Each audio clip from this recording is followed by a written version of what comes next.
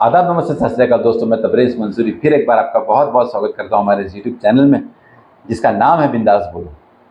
हमेशा की तरह इस बार भी मैं एक नई और अद्भुत कहानी के साथ आपके सामने पेश हुआ हूं। अभी आज की तारीख है 2 जनवरी 2025। आप सबको नए साल की बहुत बहुत शुभकामनाएं। मेरी ये दुआ है कि आप सब खुश रहें, सेहतमंद रहें और गए साल से ज़्यादा, बल्कि पूरी ज़िंदगी से ज़्यादा इस साल आप सभी तरक्की करें। इसी के साथ में चलते हैं आज की हमारी नई कहानी की तरफ। 2021 की बात है। गोहिल नाम का एक बंदा जो अपने परिवार के साथ अहमदाबाद में रहता था, गुजरात में।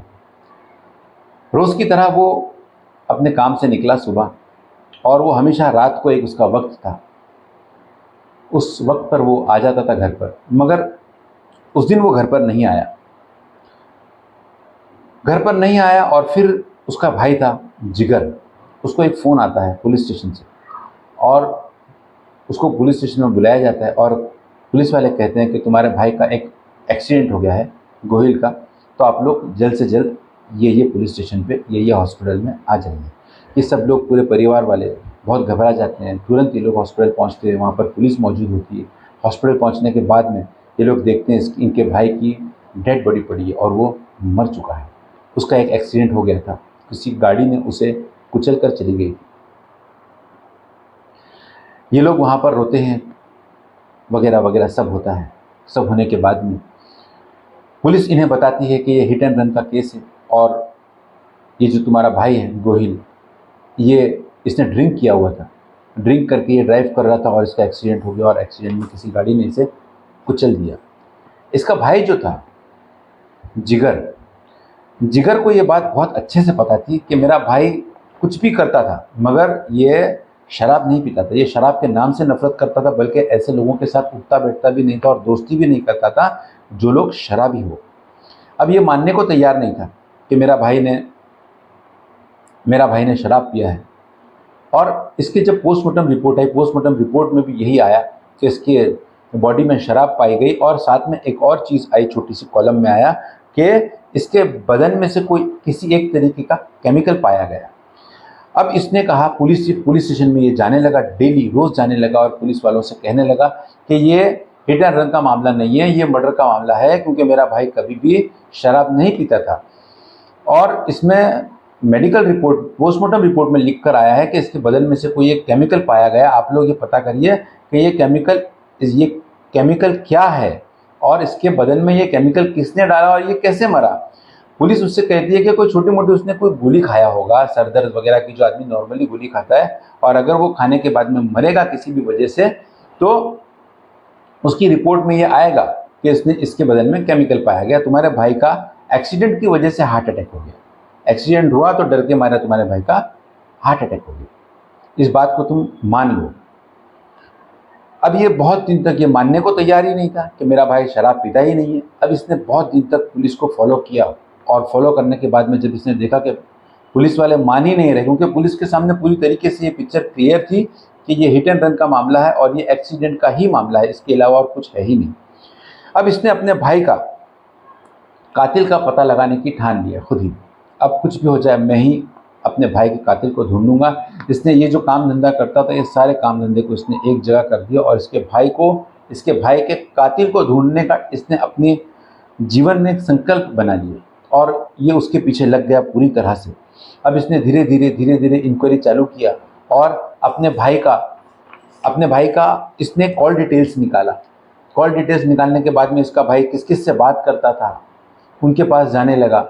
इसके भाई के सारे दोस्तों के पास ये गया, और जाकर उसने कहा कि मेरे भाई को किसने मारा, कोई आइडिया है क्या तुम्हारे पास में? उस दिन मेरा भाई तुम्हारे पास आया था क्या, या लास्ट टाइम आपने कभी देखा, या मेरा भाई और किस किस के टच में था, ये पूछने लगा लोगों से। तब इसके सामने एक नाम बार बार आने लगा कि तुम्हारा भाई किसी एक तांत्रिक के टच में था पिछले कुछ समय से, और वो किसी ने ये भी बताया कि उसने मुझे बताया था कि मैं तांत्रिक के पास आता जाता हूँ। अब वो इसकी फिक्र में लग गया कि ये तांत्रिक कौन है।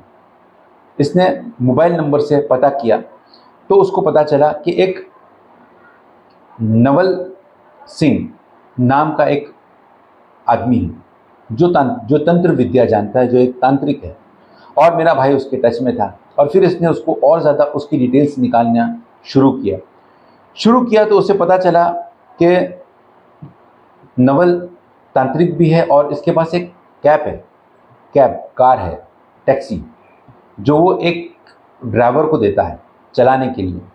इसने कुछ दिनों के बाद में, और इसको ये भी पता चला कि वो नवल जो है ये जिगर के दूर के रिश्ते में है, मगर कभी कभार ऐसा होता है कि कुछ हमारे बहुत दूर के रिश्तेदार होते हैं जिन्हें हमने कभी देखा तक नहीं होता है। तो इन लोगों के बीच में ऐसे ही था कि ये दोनों ने एक दूसरे को देखा तक नहीं था।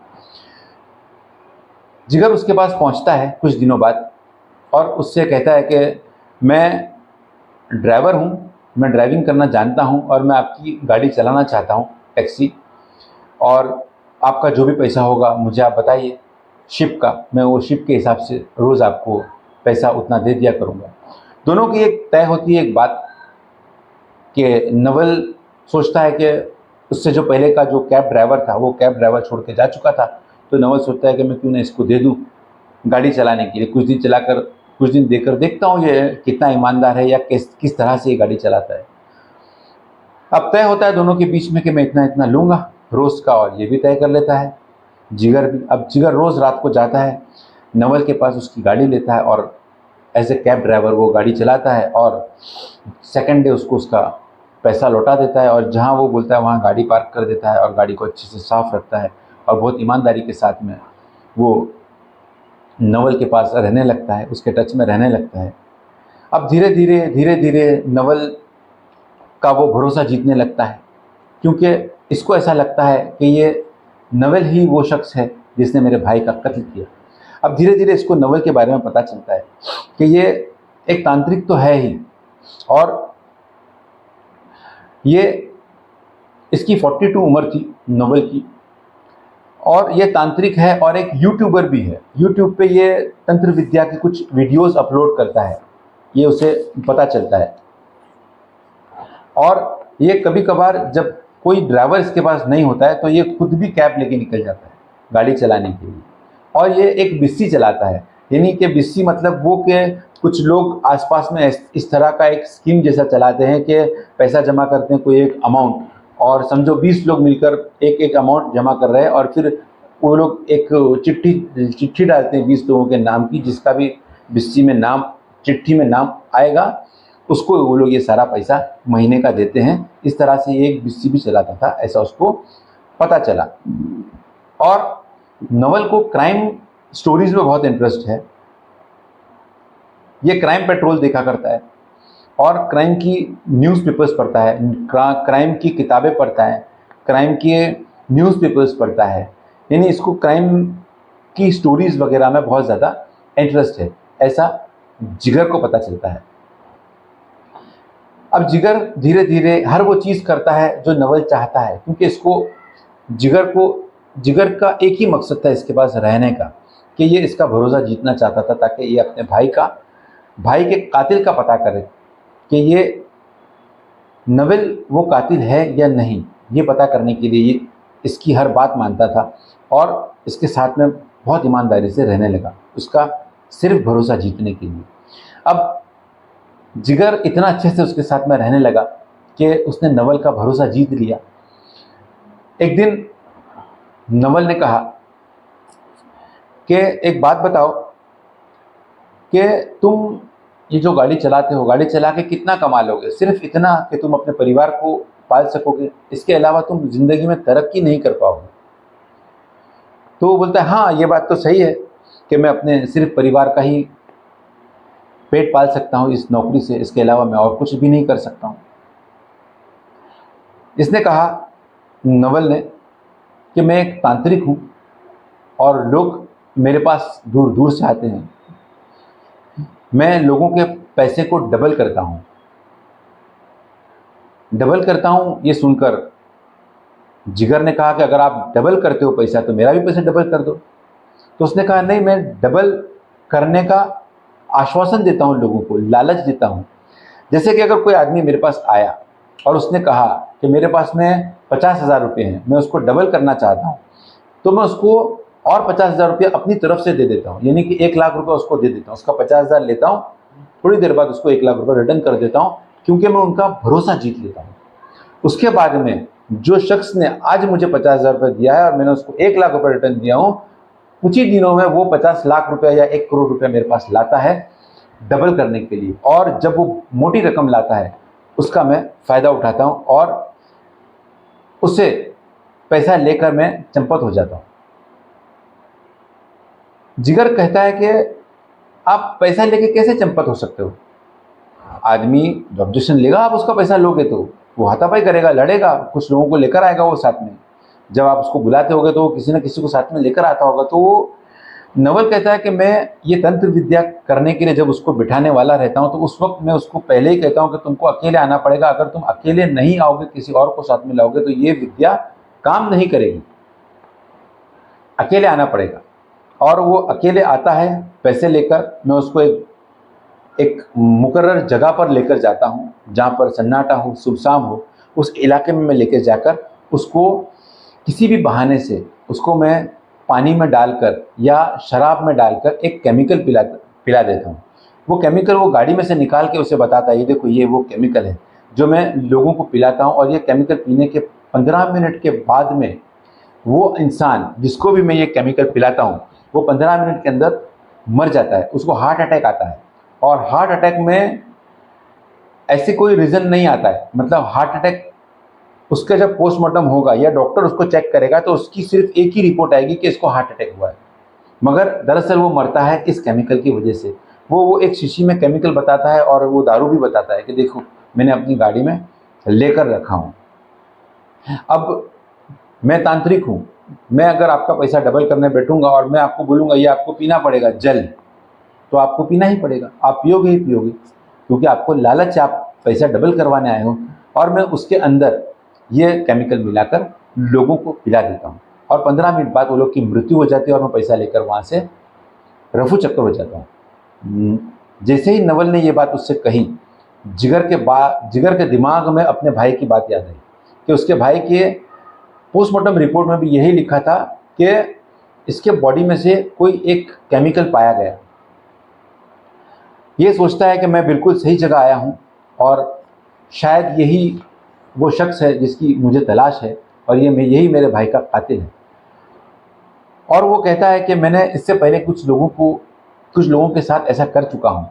और बात करते करते बताता है कि 2-2.5 साल पहले पहले तो बताता है मैंने एक को दिया केमिकल और वो इतने देर बाद मर गया, पीने को दिया मैंने, किसी को बोलता है मैंने शराब में डाल के दिया, किसी को बोलता है मैंने पानी में डाल के दिया कि ये जल है, ये जल तुमको पीना पड़ेगा।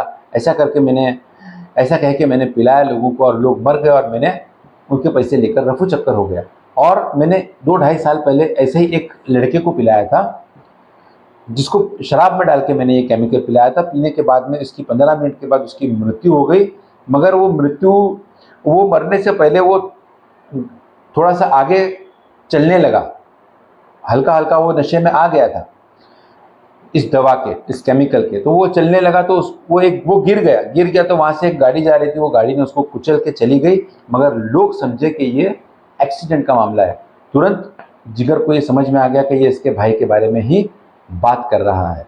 जिगर ने उससे बात करते करते चुपचाप एक पुलिस वाला जो उसके टच में था उसको मैसेज भेजा व्हाट्सएप पर और कहा कि अभी थोड़ी देर में, और नवल ने उसको ये भी बताया कि वहाँ पर एक शख्स आने वाला है थोड़ी सी देर में और उसका नाम है राजपूत अपने पैसे को डबल करने आने वाला है। इससे पहले राजपूत ने कोई छोटी अमाउंट लाया था, मैंने उसको डबल करके दिया था। अभी वो एक बड़ी अमाउंट लाने वाला है, या तो 50 लाख या 1 करोड़ रुपया वो लाएगा।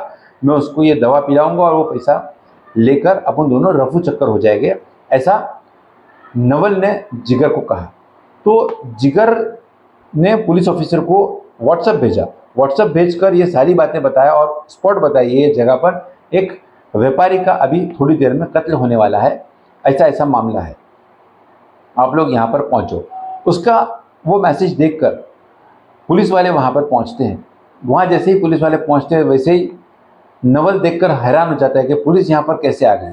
और जिगर पुलिस के पास जाता है और कहता है कि मैं पिछले में 2.5 साल से कह रहा हूँ कि मेरे भाई का कत्ल हुआ है, उसका एक्सीडेंट नहीं हुआ, यही है वो कातिल नवल, जो एक तांत्रिक है और जो जो एक कातिल है जिसने काफ़ी लोगों का कत्ल किया है। इसने अभी अभी मेरे सामने एक्सेप्ट किया सारी बातों को, और पुलिस से कहता है कि गाड़ी में इसने एक केमिकल रखा है और शराब की बोतल रखा है। अभी यहाँ पर राजपूत नाम का एक सेठ आने वाला है, उसको ये दवा पिलाएगा, दारू में मिला शराब में मिलाकर, जिसकी वजह से वो भी उसको भी हार्ट अटैक आएगा और वो भी मर जाएगा, और उसके भी पोस्टमार्टम रिपोर्ट में आएगा कि ये हार्ट अटैक से मरा है। पुलिस ने वो दवा को और उस शराब की बोतल को अपने कब्जे में लिया और राजपूत को फ़ोन किया, उससे नंबर लेकर नवल से फ़ोन करके उसने पुलिस ने कंफर्म किया कि ऐसा ऐसा तुम कुछ करने आने वाले थे, कि पैसा डबल करने आने वाले थे किसी एक तांत्रिक के पास में, हमने उसे गिरफ्तार किया। तो उसने कहा कि हाँ मैं आने वाला था, मगर क्योंकि वो एक इज़्ज़तदार इंसान है, उसने कहा, रिक्वेस्ट किया पुलिस से कि मेरा नाम कहीं भी शो मत करना और मुझे कहीं भी सामने नहीं लाना मीडिया के। पुलिस ने उसे हिरासत में लिया नवल को, और हिरासत में लेकर पुलिस ने गई, और फिर पहले तो उसने सब बातों से नकारा, सब बातों को झुटलाने लगा कि नहीं ऐसा मैंने कुछ भी नहीं किया हूँ, क्या सबूत है, क्या क्या नहीं है, वो सारी चीज़ें बोलने लगा। मगर जैसे जैसे जैसे सूरज ढला और रात हुई, उसके बाद में पुलिस ने जब अपने तरीके से उससे पूछा तो नवल ने सारी चीज़ें बताया, और बताया कि मैं आज से 10-11 साल पहले मैं किसी तांत्रिक से मिला था और मुझे क्राइम पेट्रोल देखने का शौक़ था, क्राइम की स्टोरीज़ देखने का शौक़ था। यूट्यूब पे मैं क्राइम की स्टोरीज़ देखता था और मैं न्यूज़पेपर्स पढ़ता था, उसमें भी क्राइम की स्टोरीज़ ही मैं पढ़ता था। ऐसा करते करते मैंने तांत्रिकों के बारे में पढ़ना शुरू किया कि तांत्रिक लोग किस तरह से लोगों को बेवकूफ़ बनाते हैं। तो मैंने सोचा कि पैसा कमाने का एक बहुत बेहतरीन रास्ता ये है कि मैं एक तांत्रिक बन जाऊँ, और वो तांत्रिक बना, मगर वो ऐसा तांत्रिक बना कि उसने लोगों को लूटने का तरीका सीखा, लोगों का भला करने का तरीका नहीं सीखा। और ये एक ऐसा तांत्रिक बन गया कि इसने एक केमिकल का इजाद किया। एक केमिकल, इसको पता चला कि एक केमिकल होता है जिसको अगर इंसान पी ले तो उसकी 15 मिनट के अंदर मृत्यु हो जाएगी, उसको हार्ट अटैक आएगा, और उसका पोस्टमार्टम रिपोर्ट में भी यही वजह आएगी कि वो हार्ट अटैक से मरा है। और उसने एक तांत्रिक के पास जाकर कुछ विद्या भी सीखा था। अब वो विद्या सीखा, अब तांत्रिक ने कहा कि तुम इसको प्रैक्टिस करो घर में। अब वो घर में प्रैक्टिस करने लगा। यानी ये जो कहानी बता रहा है, ये 10 साल पहले इसने ये सारी चीज़ें किया था। और फिर जब ये घर में प्रैक्टिस करता तो सबसे पहले तो इसकी दादी ऑब्जेक्शन लेती थी और बोलती थी कि बेटा ये तुम क्या कर रहे हो, कुछ काम धंधा करो, ये सब तुम्हारा काम नहीं है, ये सब ठीक नहीं है। वो दादी के रोक टोक से परेशान हो गया था। दादी बेचारी एक भोलेपन में एक अपना बच्चा समझ के, अपना बेटा समझ के उसको सही सलाह देती थी, सही राय देती थी, मगर ये बहुत परेशान हो गया दादी से। और फिर इसने सबसे पहले वो जो केमिकल था, वो केमिकल का प्रयोग, उसका इस्तेमाल दादी पे किया, और उसने पानी में मिलाकर दादी को वो दवा दिया, जिसकी वजह से 15 मिनट में दादी को हार्ट अटैक आया, दादी मर गई। और लोगों ने सोचा, उसके घर वालों ने और लोगों ने यही सोचा कि बेचारी बहुत उम्र दराज हो गई थी, अभी उसका शायद समय आ गया था। ये सोचकर लोगों ने कोई ख़ास इंटरेस्ट नहीं दिखाया, पोस्टमार्टम वगैरह नहीं हुआ। और उसने उसके बाद अपनी माँ को दिया, उसके बाद अपने चाचा को दिया, और फिर ऐसा करते करते इसने टोटल 12 लोगों को ये चीज़ें पिलाया, ये सारा केमिकल पिलाया। पैसा डबल करने वालों को ये ढूंढने लगा। जब इसने अपनी दादी, माँ और चाचा को ये दवा दी और वो लोग 15 मिनट के अंदर हार्ट अटैक से मर गए, इसने देखा तो इसका कॉन्फिडेंस बहुत हाई लेवल पे हो गया। इसको कॉन्फिडेंस आ गया कि अब मैं ये दवा किसी को भी दूंगा, कोई भी मर जाएगा और मेरा बाल भी बांका नहीं होगा, किसी को पता भी नहीं चलेगा, और मैं सेफली इस चीज़ से बाहर आ जाऊंगा। अब इसने ऐसे लोगों की तलाश शुरू किया जो लोग पैसे को डबल करना चाहते थे।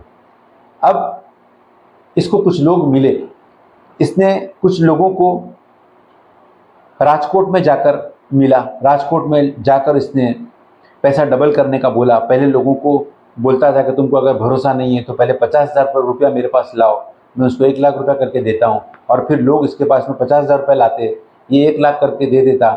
अब जब इंसान को 50,000 का 1 लाख उसी वक्त अगर कोई तांत्रिक डबल करके दे देगा तो वो इंसान को इतना कॉन्फिडेंस आएगा कि वो अपना घर बार बेचने को तैयार हो जाएगा। वैसा ही हुआ, काफ़ी लोगों ने अपना घर बार बेचकर इसको पैसे दिए डबल करने के लिए। मगर जब इंसान सेकंड टाइम इसके पास आता एक बड़ी अमाउंट लेकर, बड़ी रकम लेकर, तो ये उसको किसी भी बहाने से, ये एक जल है तुमको पीना पड़ेगा, ऐसा बोलकर पानी में या शराब में वो केमिकल को मिलाकर उनको पिलाता और 15 मिनट के अंदर ये लोग डेथ हो जाते थे, मर जाते थे। और मरने की रीज़न पोस्टमार्टम में आता था कि हार्ट अटैक आया है इसको। इसने राजकोट में, कच्छ में, ऐसा काफ़ी जगह इसने, गुजरात में, अहमदाबाद में काफ़ी लोगों को, यानी कुल मिला के 12 लोगों को इसने मौत के घाट उतार दी। ऐसे लोगों को जो लोग अपने पैसे को डबल करना चाहते थे, और ऐसे लोगों को भी जैसे उसकी दादी, उसकी माँ और चाचा जो प्योर इनोसेंट थे, जो लोग तो बेचारे पैसे भी डबल करने के लिए नहीं आए थे, इसको एक अच्छी और सही सलाह दे रहे थे, एक अच्छी राय दे रहे थे, इसने उनको भी नहीं छोड़ा और इसने उनका भी कत्ल कर दिया। पुलिस ने ये सारा जो सबूत था, जैसे वो शराब की बोतल, वो केमिकल और जितने लोग मरे थे, 12 लोगों में से 6 लोगों का पोस्टमार्टम रिपोर्ट पुलिस के हाथ में चढ़ी, मगर 6 के 6 लोगों को हार्ट अटैक का ही बताया गया था पोस्टमार्टम रिपोर्ट में। पुलिस ने वो सारी पोस्टमार्टम रिपोर्ट और वो केमिकल और ये जो जिगर का भाई था गोहिल, इसके भाई के पोस्टमार्टम रिपोर्ट में ऐसा भी लिखा था कि कोई केमिकल पाया गया।